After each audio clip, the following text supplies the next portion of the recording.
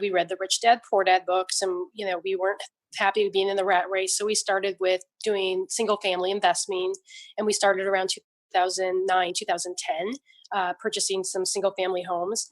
And we were really happy with that for a long time. And then we started realizing, maybe there was other options like multifamily or other ways that we could invest the equity that we had grown in our properties. And so about 2 years ago, we decided to sell one property and kind of test the waters and invest passively in multifamily Cool. And where were those properties at?